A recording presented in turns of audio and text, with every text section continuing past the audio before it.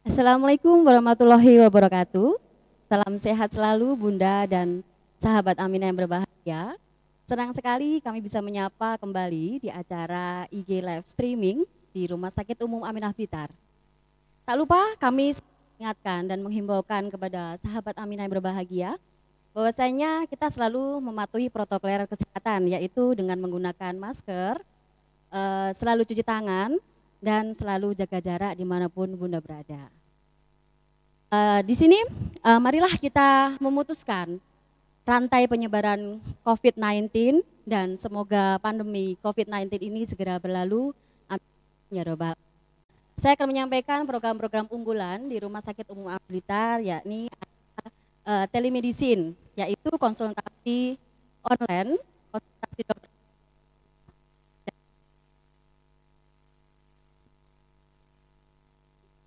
Website Rumah Sakit Umum Aminah Blitar www.rsuaminahblitar.com. Selanjutnya ada layanan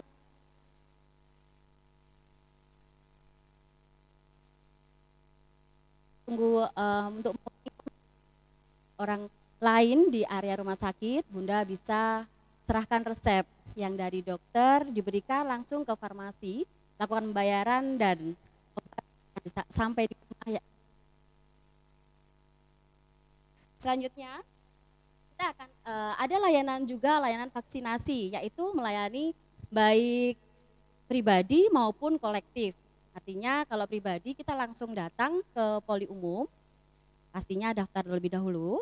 Selanjutnya kalau kolektif bisa di komunitas atau kantor instansi atau bahkan untuk satu RT, RW, satu kampung mungkin. Ya, Dok. Kalau kolektif bisa ada diskon dan biasanya kami yang mendatangi ke lokasi tersebut. Selanjutnya program unggulan di Rumah Sakit Umum Blitar yaitu adanya konsultasi gizi dan catering sehat. Yakni Sobat Aminah yang mempunyai program diet atau sedang ingin memperbaiki pola hidup yang lebih sehat tetapi bingung porsi makan atau makanan sehat yang baik seperti apa. Ingin konsultasi dengan ahli gizi, kami sangat bisa.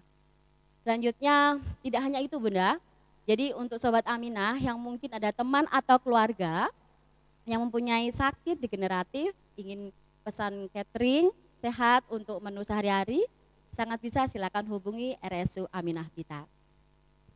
Baiklah, minggu kemarin kita sudah membahas tentang live streaming juga tentang kesulitan makan pada anak yang sudah disampaikan oleh Dr. Hanin spesialis anak.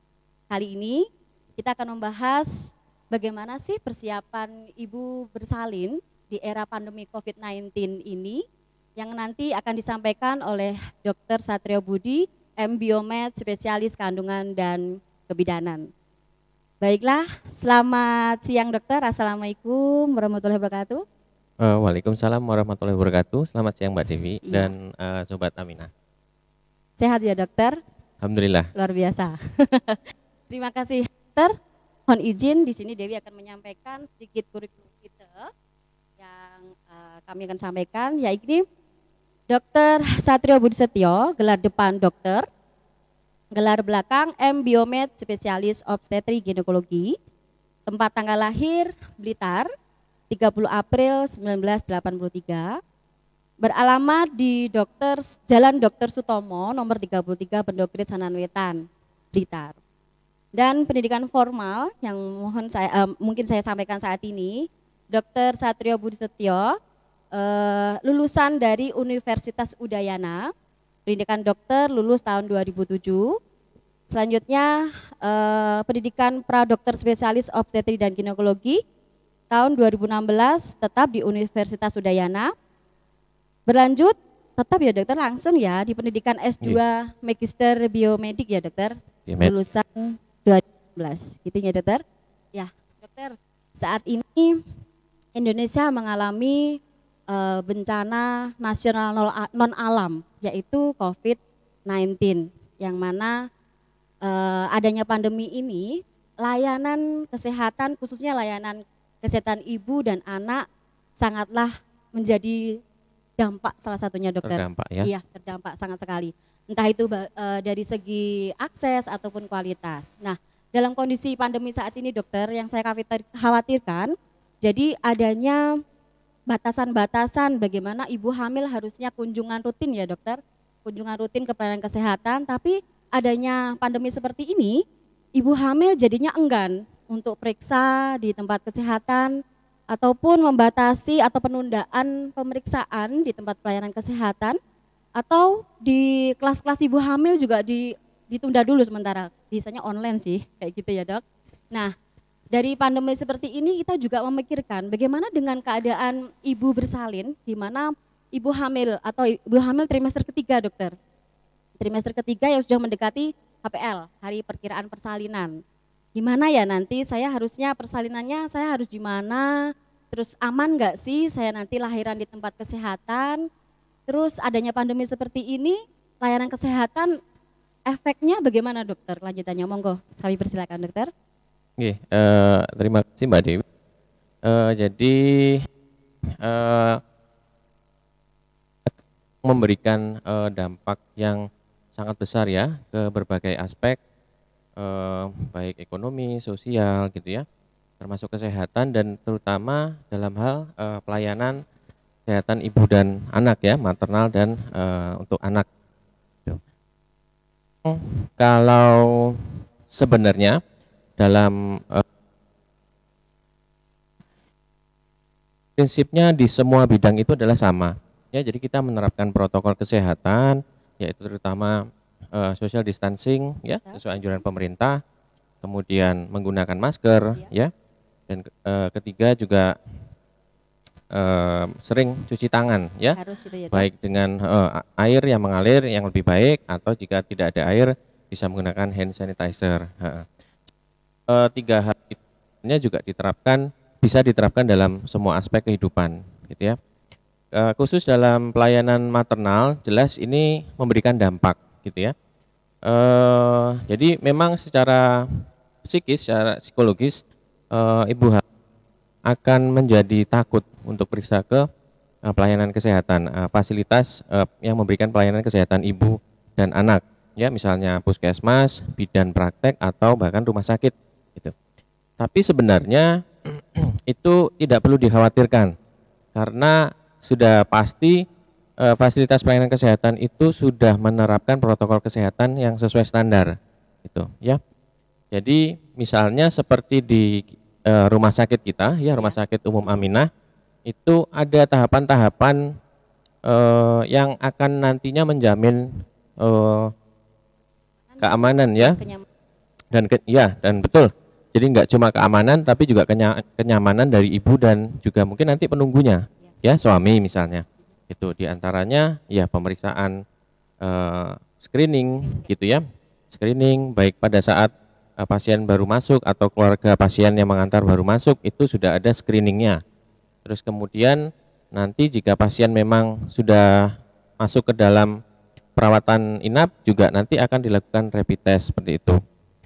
Itu tidak hanya berlaku untuk pasien yang melahirkan gitu ya, tapi semua pasien-pasien yang diputuskan untuk dilakukan rawat inap akan dilakukan rapid test, sehingga dengan protokol yang sudah kita kerjakan selama ini mudah-mudahan hal-hal yang tidak diinginkan itu bisa tereliminasi ya. Jadi kekhawatirannya untuk takut periksa gitu ya, kemudian takut untuk rawat inap gitu ya, betul. Justru khawatirnya hal-hal tersebutlah yang akan memberikan dampak negatif gitu ya. Sebenarnya kalau saya boleh membahas sedikit, COVID-19 sendiri itu secara penelitian kita memang belum menemukan bahwa COVID-19 itu sendiri memberikan dampak terhadap kehamilan. Justru yang kita khawatirkan dari Perhimpunan Dokter Spesialis Obstetrik dan Ginekologi itu justru karena penundaan pelayanan itu yang akan memberikan efek negatif terhadap kehamilan. Betul. Gitu ya. Mungkin ibunya jadi jarang periksa, jadi nggak ketahuan misalnya tiba-tiba tensinya naik ya, misalnya preeklamsi gitu. Atau mungkin merasakan gerak janinnya berkurang tapi karena takut periksa akhirnya nggak periksa dan akhirnya ada terjadi efek negatif terhadap janin yang dikandung.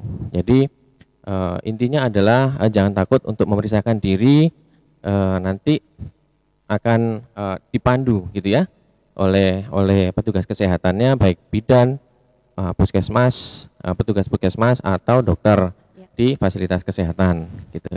Intinya kita tetap memperhatikan layanan kesehatan khususnya untuk maternal dan neonatal atau ibu dan bayi baru lahir. Karena tetap programnya kita itu menurut kesakitan ibu. Ya, betul.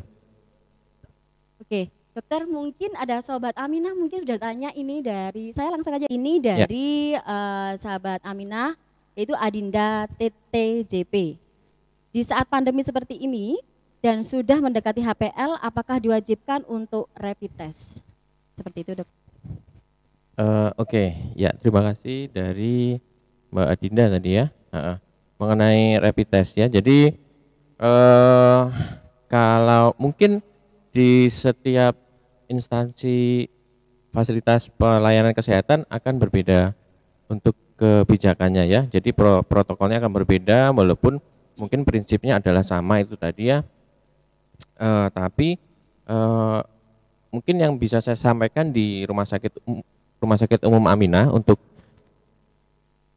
jadi rapid test mungkin akan dikerjakan jika memang pasiennya memang dalam kondisi bersalin gitu ya.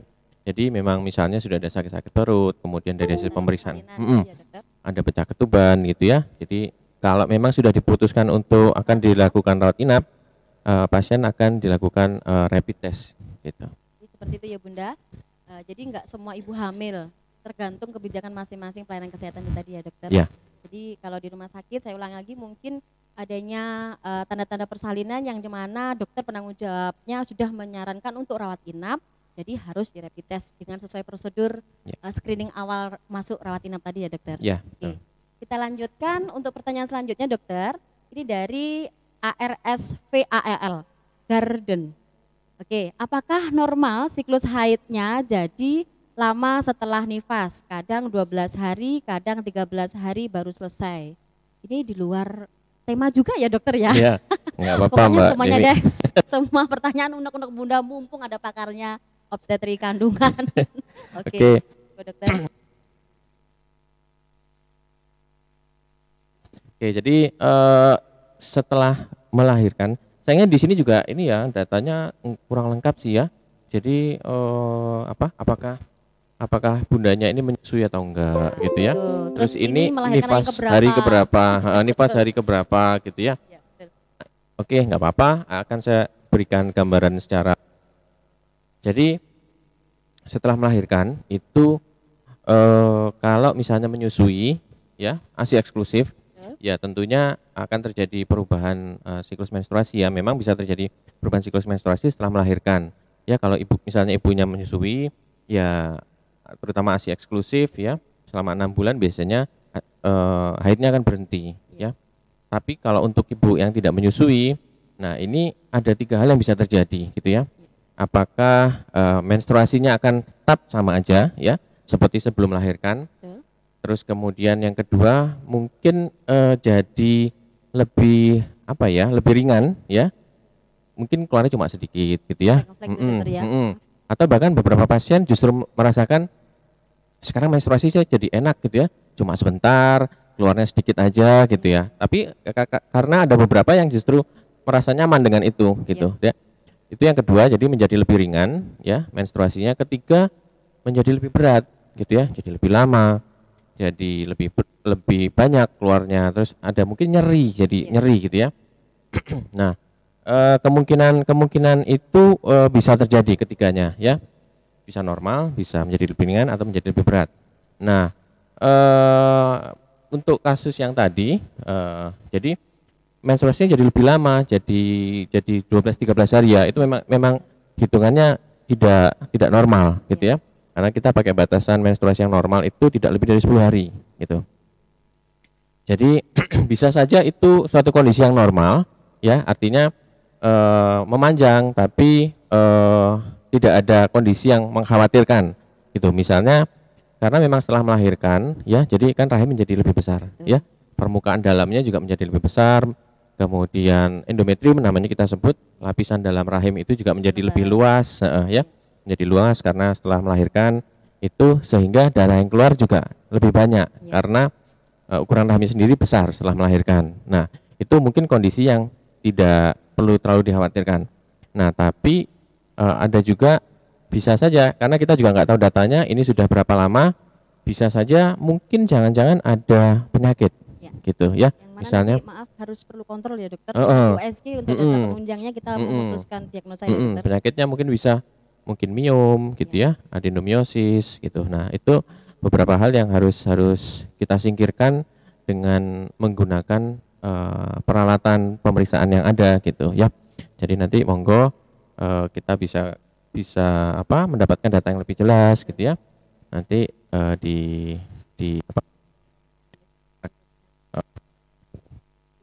ya. Untuk Arsval Garden saya ulangi lagi, mungkin karena data atau info yang disampaikan kurang begitu jelas menurut Dokter Satrio, alangkah lebih baiknya Bunda langsung datang di tempat praktek Dokter Satrio di Rumah Sakit Umum Ahmad Blitar, Jalan Veteran nomor 39, di Poli Kandungan tiap hari Senin sampai Jumat jam 8 sampai jam 1 siang ya dokter tepatnya. Ya. Oke. Untuk selanjutnya dokter, pertanyaan dari Bunda Anis Tiwi. Bunda Anis Tiwi, kalau mau lahiran tanda-tanda apa saja yang sudah diharuskan ke rumah sakit atau ke puskesmas? Satu itu, apakah wajib untuk rapid test bila melahirkan di rumah sakit? Hampir sama kayak tadi ya dokter pertanyaannya. Mungkin pertanyaan nomor 1 bisa dijawab untuk dokter langsung. Monggo. Oke, jadi Bunda Anis ya. Nah ini nih, kira-kira Bunda Anis ini jangan-jangan belum punya buku KIA ini ya? Nah ini nggak pernah bahas ya dokter. Nah atau punya tapi disimpan, nah padahal kalau kita lihat ya di buku KIA mungkin yang lain ibu-ibu yang lain nyebutnya buku pink gitu ya, buku khusus untuk kesehatan ibu dan anak yang isinya itu ada ada komponen ibu sama komponen anak, jadi setelah pun juga tetap dipakai bukunya ya. Itu bukunya tebel loh ya memang kadang. Ini tuh apa sih tujuannya gitu ya? Buku yang tebal ini kadang sisi positifnya adalah dia cukup lengkap gitu. Jadi negatifnya kalau orang lihat buku tebal kadang udah malas bukanya gitu. Nah, malas bawa, malas buka. Ya, jadi sebenarnya di buku pink itu, buku KIA itu sudah cukup banyak gitu ya informasi yang bisa didapatkan. Salah satunya ini ya, tanda-tanda yang harus ke rumah sakit atau puskesmas ya. Jadi ada kondisi-kondisi kegawatan juga. Betul. Apa saja yang harus segera ke pelayanan kesehatan, fasilitas pelayanan kesehatan gitu ya. Kalau misalnya tanda-tanda persalinan, ya itu tadi ya, adanya kontraksi yang teratur gitu ya. Mungkin nanti akan disertai dengan adanya keluar lendir dan darah gitu ya. Atau enggak ada kontraksi tapi pecah ketuban gitu ya. Itu juga itu harus segera juga, karena yang saya dapatkan beberapa itu mispersepsi dari masyarakat, kalau sudah pecah ketuban tapi nggak ada kontraksi ya nggak berangkat karena belum sakit perut gitu. Nunggu kalau sudah habis. Ya, nah resikonya itu yang bahaya itu ya dokter. Jadi kalaupun ada pecah ketuban meskipun tanpa adanya kontraksi tetap harus segera gitu ya. Sedangkan untuk tanda-tanda kegawatan yang lain monggo nanti Mbak Anis ya dibuka lagi bukunya. Ayo. Ayo Bunda. Itu tadi kembali lagi informasi yang di dalam buku KIA itu adalah pengetahuan Bunda untuk kekuatan Bunda juga. Kayak gitu ya dok. Jadi tidak boleh mager, tidak boleh malas-malasan, dibaca-baca banyak sekali informasi di situ. Dan dimanapun Bunda periksa, entah nyun sewu di bidan, puskesmas ataupun di dokter kandungan, itu adalah buku untuk komunikasi kita sebagai tenaga kesehatan ya dokter. Bahwasanya apa saja sih Bunda yang sudah dilakukan pemeriksaan laborat contohnya seperti itu, jadi nggak terulang-ulang. Jadi ada dokumen, ada riwayat pemeriksaan sebelumnya, ada riwayat dari pemeriksaan contohnya tensi, nadi, mungkin bisa dibaca-baca lagi Bunda. Seperti itu ya dokter? Ya. Oke, selanjutnya, waduh banyak yang bertanya ini, aduh antusiasnya Ibu Bunda luar biasa. Energinya support negatif, support positif yang sangat luar biasa dokter. Ini saya lanjutkan dari Bunda Eka Yulis 88. Maaf dokter, mau tanya untuk penggunaan Aspilet pada ibu hamil yang ditunjukkan untuk mencegah preeklamsi. Apakah aman untuk dikonsumsi terus-menerus pada usia kandungan trimester pertama? Monggo, dokter. Oke, terima kasih Mbak Eka Yulis ya. Jadi ini bagus sekali pertanyaannya. Mungkin ya sayangnya kita kalau konsultasi via live streaming, live streaming ya. Pertanyaannya lewat apa ya itu ini ya Instagram juga ya. Instagram jadi kita sangat terbatas banget dapat datanya ya. Sebenarnya kita bisa ngobrol banyak gitu ya, banyak yang bisa kita gali. Ya mungkin nanti kesempatan bisa ketemu di ruang praktek saya, nanti kita bisa komunikasi. Nanti ya, ya deh. Jadi sebenarnya ini sebagai edukasi juga ya. Mungkin yang lain belum paham apa sih aspilet, kenapa kok harus minum aspilet, apa sih preeklamsi gitu ya. Betul. Gitu ya. Jadi preeklamsi itu sendiri adalah peningkatan tekanan darah pada ibu hamil gitu ya, yang terjadi pada usia kehamilan di atas 20 minggu atau 5 bulan gitu ya. Jadi terjadinya bisa di awal-awal sebelum 34 minggu atau setelah. Jadi dekat-dekat mau lahiran baru naik tensinya gitu ya. Betul. Tapi yang pasti batasannya adalah terjadinya di atas 20 minggu baru muncul. Nah, penyebabnya sendiri sampai saat ini memang kita belum menemukan ya apa penyebabnya gitu. Tapi setidaknya yang bisa kita lakukan adalah pencegahan gitu ya. Nah, salah satu pencegahan yang direkomendasikan gitu adalah memang konsumsi aspilet gitu ya. Selain itu yang kedua adalah dikombinasikan dengan kalsium yang cukup gitu ya. Jadi kalsium dan aspilet atau asetosal atau aspirin itu merupakan salah satu untuk pencegahan preeklamsi gitu. Nah, terus pertanyaan yang muncul berikutnya, apakah semua ibu hamil harus minum pencegahan preeklamsi gitu. Nah, kita akan gali lagi gitu ya. Makanya kalau ada kesempatan pengen rasanya sih kita sharing gitu ya. Mana sih yang termasuk harus konsumsi itu gitu ya. Ya kelompok ibu hamil yang berisiko untuk terjadinya preeklamsi. Secara singkat aja mungkin saya bisa jelaskan. Yang berisiko adalah yang pertama adalah ibu yang dengan kehamilan pertama gitu ya. Terus ibu misalnya dengan kehamilan kembar. Terus kemudian 3 ibu dengan obesitas gitu. Kemudian ibu dengan riwayat hipertensi kronis ya, jadi sudah punya hipertensi sebelumnya ya, atau ibu dengan diabetes juga ya itu beresiko. Ya, ibu dengan usia ekstrim lebih dari 40 tahun itu juga beresiko ya. Nah, sebenarnya saya juga mau menyoroti obesitas ini. Nah, kasusnya semakin hari saya ketemunya di praktek gitu ya, di praktek sehari-hari di di rumah sakit. Saya kok rasanya tambah banyak ya ibu dengan obesitas gitu ya. Ini dampaknya nanti preeklamsi jadi tambah banyak gitu ya. Oke, nanti mungkin next kesempatan yang lain nanti kita akan bahas obesitas. Itu karena menarik banget gitu ya. Materi yang terbaru ya dokter yang menarik. Ya kita kembali dulu lagi nanti nggak kejawab nanti pertanyaannya. Siap. Soalnya preeklamsi itu menarik banget gitu ya. Panjang. Jadi nah itu tadi ya. Jadi kalau pada ibu yang dengan resiko untuk terjadi preeklamsi, jadi memang rekomendasinya itu diberikan aspilet dan kalsium ya. Kalsiumnya harus 1000 mg per hari minimal gitu ya. Jadi nggak cukup kalau misalnya hanya kalsium yang standar itu nggak memenuhi gitu. Jadi kalau tujuannya untuk pencegahan preeklamsi itu harus 1000 mg per hari dikombinasikan dengan aspilet gitu ya. Pemberiannya pun memang diberikan sebelum usia kehamilan 20 minggu.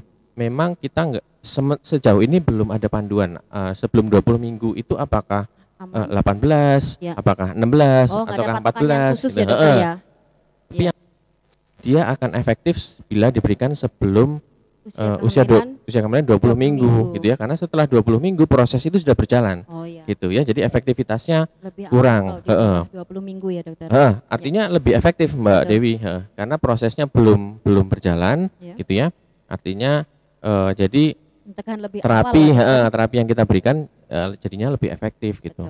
Gitu ya.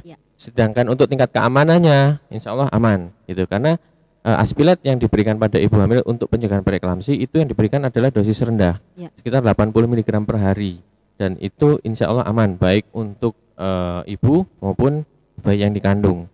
Gitu ya. Tapi yang pasti nanti tanyakan lagi, konsultasikan dengan dokter kandungan yang memberikan gitu ya, nanti kira-kira akan diberikan sampai usia kehamilan berapa. Ya, Nah, ya. apa sampai persalinan? Heeh. Ya, gitu ya, Karena dokter. kita tahu memang sifat dari aspilet ini adalah sifatnya dia mengencerkan darah, Ya. gitu ya.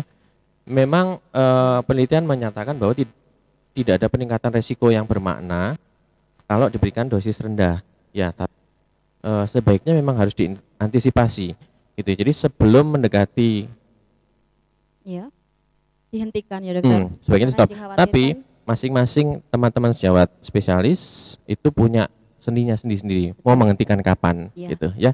pasti Gitu. punya rekomendasi sendiri juga dokter Betul. ya. Ya. Oke, selain untuk lebih mengetahui aspilet kapan dan dikonsultasikan ulang, kita juga harus menghimbau kepada ibu hamil dengan penyerta, artinya ya dokter, preeklamsi itu penyerta Ya. ibu hamil. Jadi harus rutin kontrol, harus itu. Ya. Dikarenakan itu tadi efek yang berkelanjutan sampai jangan sampai efek negatif yang didapat. Kayak gitu ya, Dok? Ya. Oke, kita lanjutkan pertanyaan selanjutnya. Halo Mbak Pila dari Surabaya nih, dokter. Kebetulan ini juga dulu diperiksa di poli kandungan kita, terus Bunda Pila ini pindah di Surabaya, ikut suaminya dinas di sana. Oke, pertanyaan dari Mbak Pila.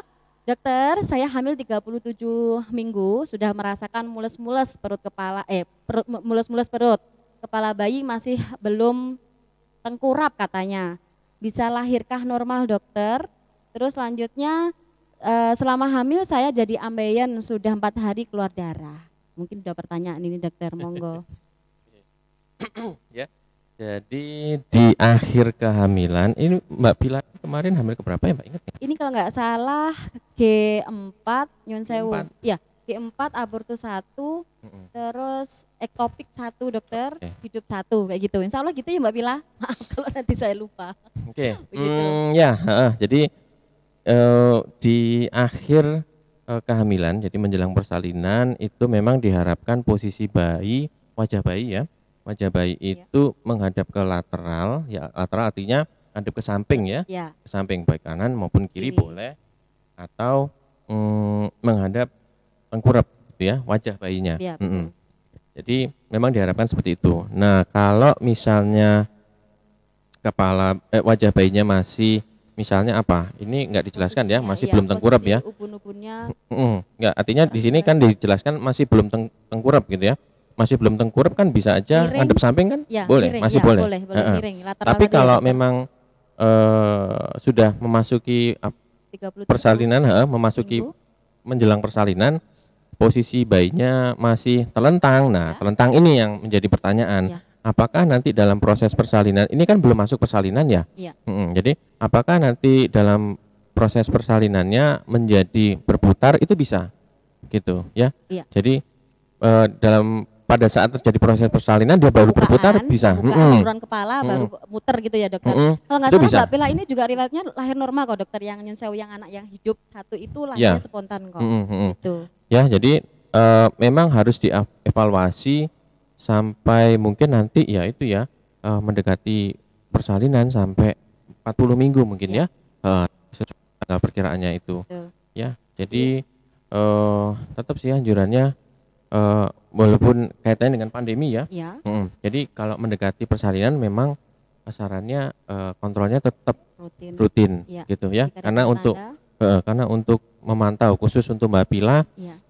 ya untuk evaluasi itu apakah Ya. mau iya, insya Gitu. Allah yakin dulu, nanti kalau misalnya bundanya yakin, insya Allah terjadi akan pemutaran pada saat pembukaan, ya dokter. mudah-mudahan. Pembukaan kontraksi, sudah buka lengkap, kepala udah turun, langsung tinggal deh launching adiknya, gitu ya. Itu pertanyaan yang Mbak Pila tadi, di usia kehamilan 37 minggu, 4 hari ini ambeiennya, hemoroidnya Ambeien. keluar ya, berdarah dokter. Oke, kaitan ambeien dengan persalinan ya.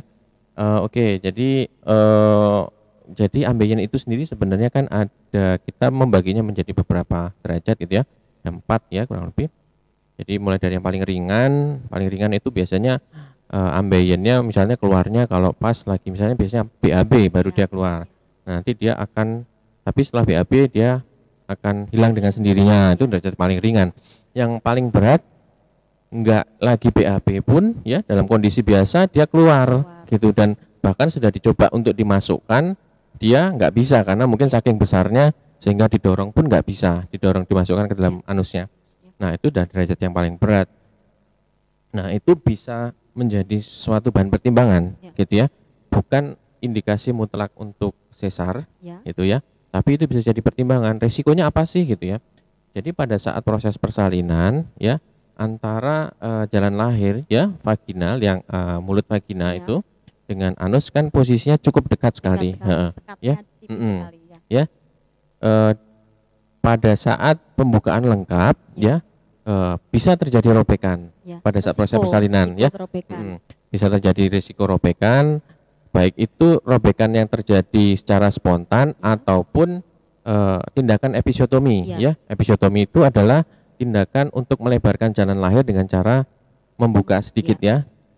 Nah, pada saat terjadi robekan yang dikhawatirkan kalau ada ambeien atau hemoroid yang berat itu kalau sampai misalnya robekannya mengarah ke Ya.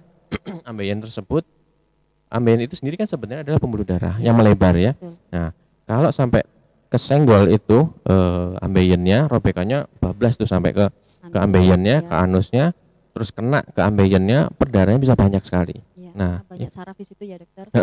Dan pembuluh darah terutama, Ya. ya. Jadi begitu robekan terus mengarah ke anus, kena ke ininya, ke ambeiennya. Nah, perdaranya banyak karena ambeien itu sendiri isinya pembuluh darah semua, gitu. Ya. Jadi itu kalau misalnya ambeien stadium 4 atau derajat 4 itu memang bisa jadi pertimbangan. Ya. Apakah tetap mau coba lahir normal dengan resiko seperti itu atau ya monggo dengan sesar, persalinan dengan sesar. Gitu. Maaf dokter, mungkin saya lanjutkan untuk berhubungan dengan ambeien. Ada hubungannya nggak sih dokter dengan kehamilan tua? Kalau ibu punya riwayat ambeien, terus sebelum hamil nggak keluar nih ambeiennya, terus hamil tua jadi keluar. Padahal pola makannya tidak makan yang sudah berserat tinggi, tidak pernah sembelit. Terus itu ada hubungannya nggak sih dokter dengan penurunan kepala, terus menekan bagian otot dasar panggul mungkin, terus menekan bagian anusnya itu sendiri? Oke, jadi prinsipnya dari ambeien adalah jadi kita membagi tubuh itu juga menjadi dua, ya, tubuh bagian atas, sirkulasinya, ya, tubuh bagian atas dan tubuh bagian bawah, gitu ya. Sirkulasi darah itu dialirkan menuju ke organ itu dengan melalui pembuluh darah arteri dan kembali lagi ke jantung dengan pembuluh darah vena, gitu ya.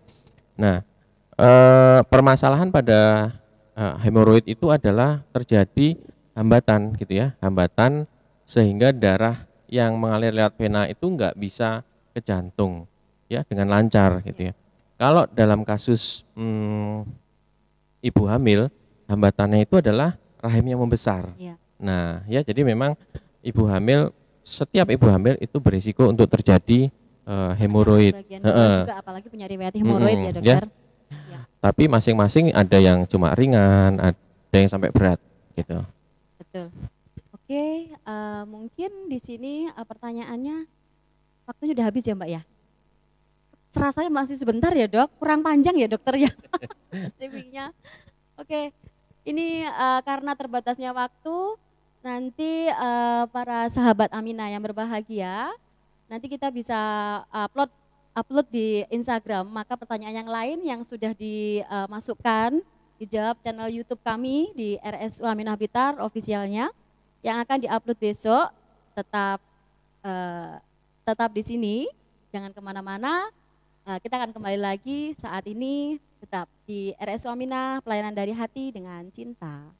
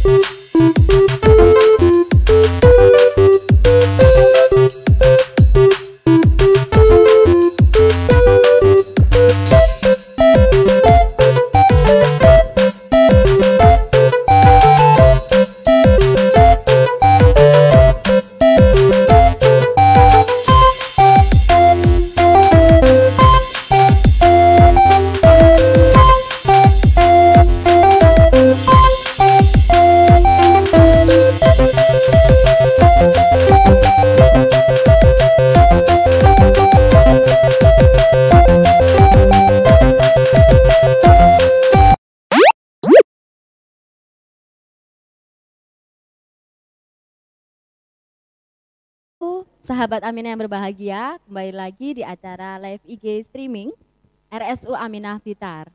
Oke, dokter, mungkin ini pertanyaan selanjutnya ya dokter. Kita bahas dari Bunda Bintang Pendes. Halo Bun, bagaimana kabarnya? Ini dulu yang lahiran di sini dok.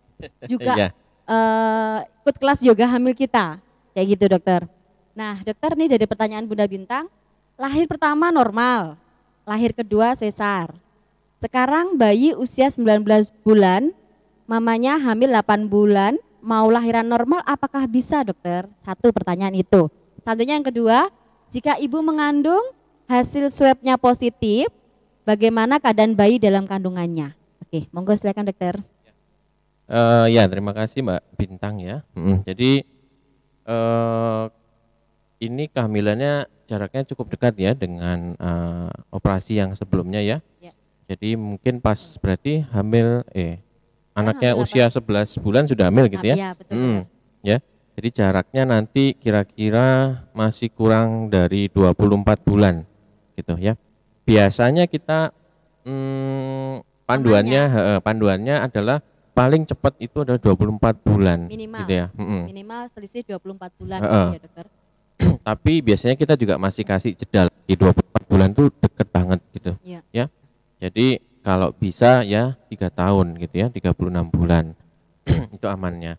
Karena ya itu tadi kalau misalkan jaraknya terlalu dekat dengan sesar yang sebelumnya, ya itu dalam prosesnya sendiri kan baik dalam kehamilan maupun misalnya mau dicoba persalinan normal, itu kan rahim akan meregang gitu ya.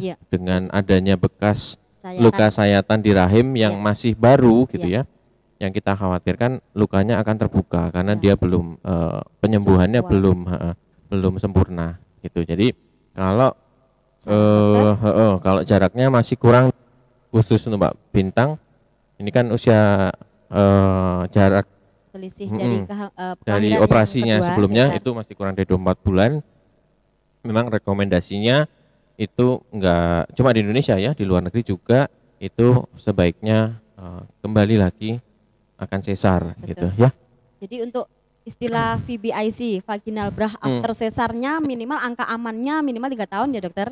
Ya, meskipun Bunda Bintang yang pertama normal gitu. Ya, jadi ada beberapa syarat yang memang harus dipenuhi untuk melakukan VBAC ya, vaginal birth after cesarean section. Jadi melahirkan normal setelah sebelumnya lahir dengan sesar ya.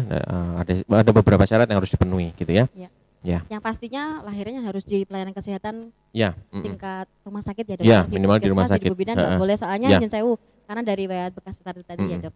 Oke, untuk pertanyaan selanjutnya dokter, dari maaf dari yang Bunda Bintang tadi, dengan kehamilan kalau hasil swabnya ibunya positif, bagaimana keadaan bayi dalam kandungannya? Oke, ini kita bicara swabnya, yang dimaksud di sini swab untuk COVID corona ya, untuk SARS-CoV-2-nya ya, maksudnya untuk COVID-nya ya. Jadi kalau misalnya ibunya dengan swabnya positif, nah jadi begini, saya sebelumnya mau menyampaikan bahwa secara umum bahwa COVID-19 ini adalah suatu tantangan penyakit yang baru saja kita hadapi. Betul. Ya. Jadi sifatnya dia masih kita juga sedang meneliti ya. Artinya semua petugas kesehatan, peneliti ya, institusi semua berlomba-lomba untuk mengetahui lebih jauh lagi tentang penyakit ini gitu ya. Lebih dalam lagi. Gitu. Dampaknya apa? Kita memang masih belum punya seperti panduan yang pasti gitu ya, karena semuanya berkembang gitu ya. Apa yang disampaikan hari ini bisa saja berubah. Dalam waktu beberapa waktu ke depan. Gitu ya. Sejauh ini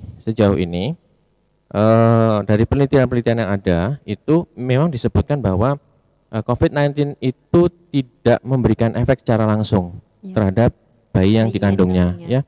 Jadi berbeda dengan misalnya, jadi COVID-19 ini sebenarnya kan disebabkan oleh virus corona ya.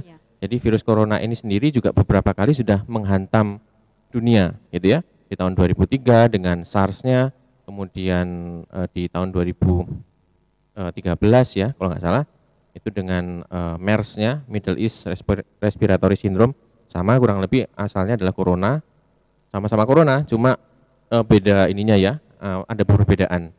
Ya, jenisnya gitu ya Heeh, dokter. ya.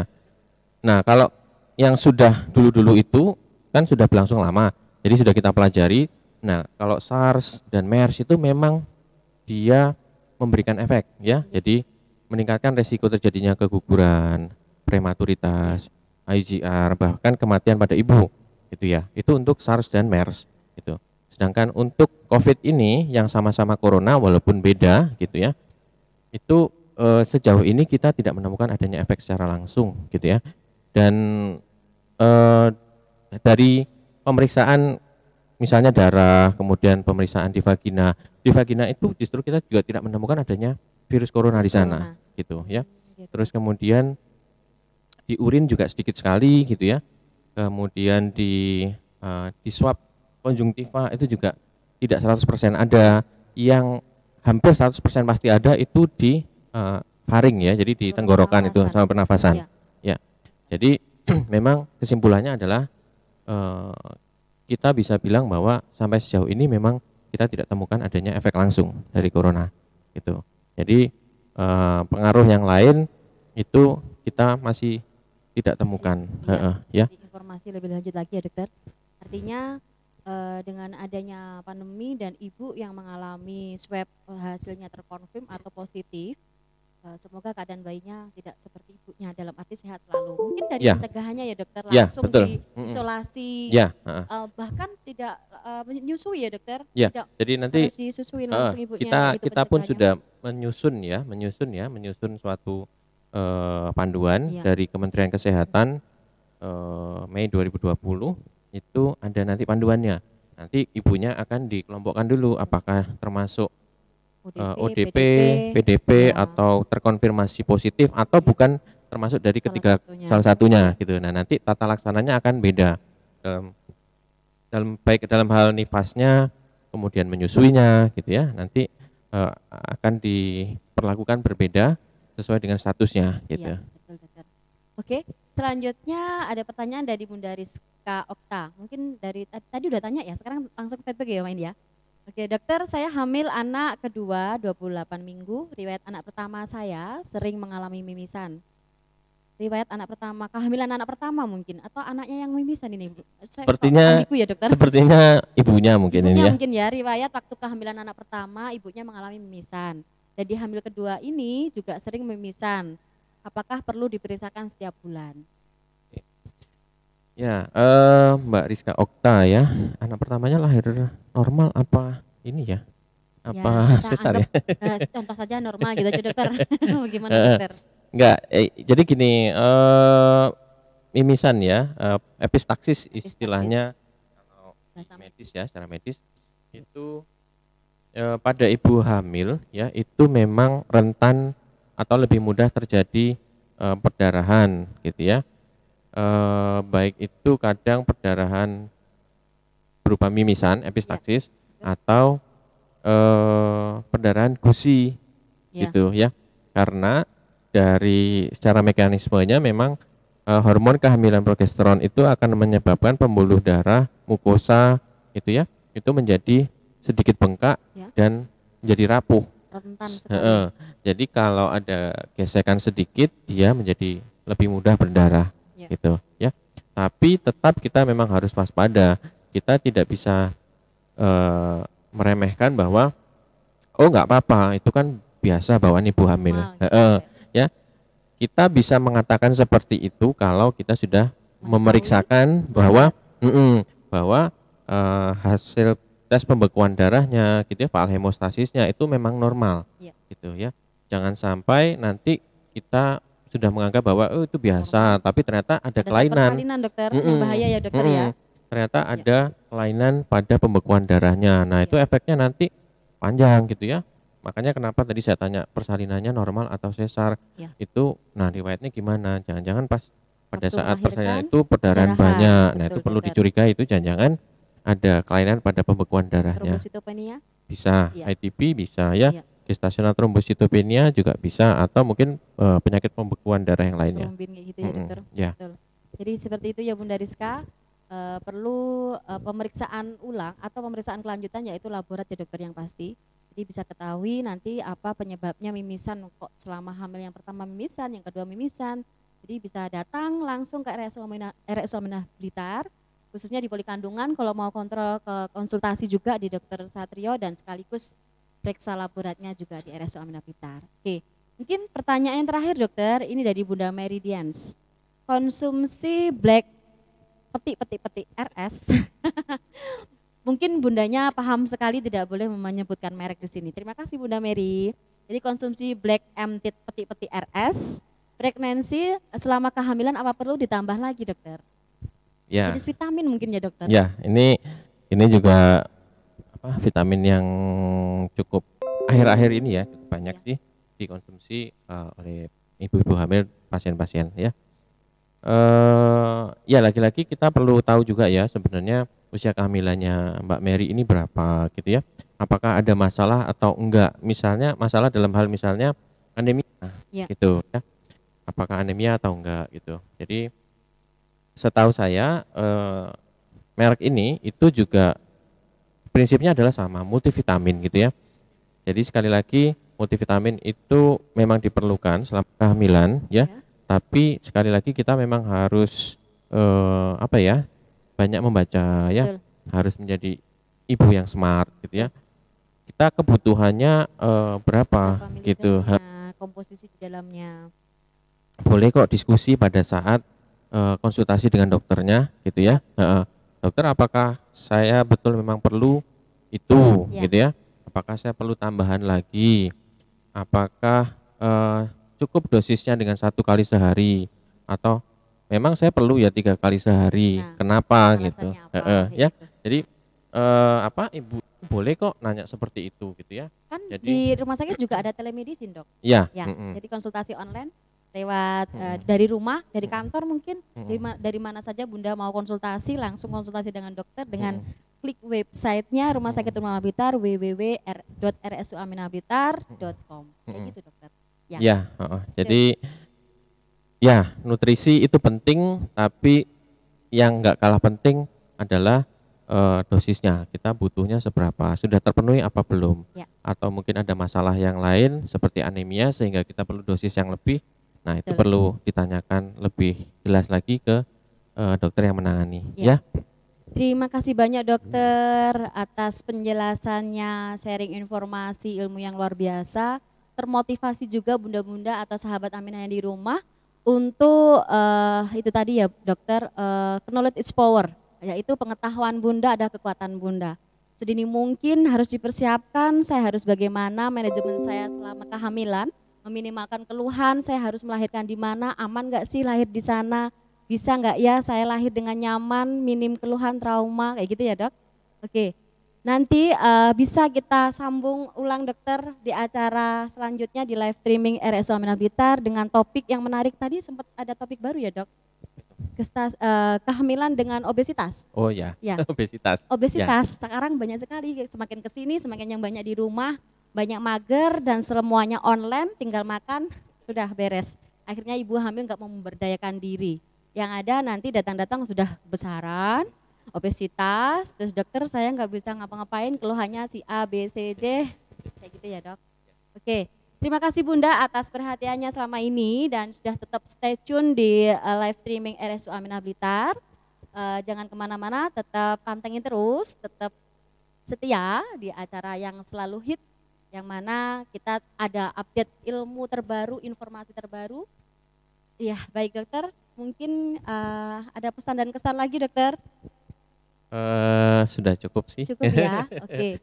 Terima kasih bunda-bunda semuanya, dimanapun berada tetap semangat, tetap sehat selalu, waspada, tetap cuci tangan, menggunakan masker, jaga jarak, dan tetap mengkonsumsi obat-obat vitamin selama kehamilan, rutin untuk pemeriksaan kehamilan terpadu, dan selalu jaga kesehatan semuanya. Oke, kita dari tim Rumah Sakit Umum Blitar mengucapkan terima kasih banyak. Pelayanan Rumah Sakit Aminah Blitar dari hati dengan cinta. Wassalamualaikum warahmatullahi wabarakatuh.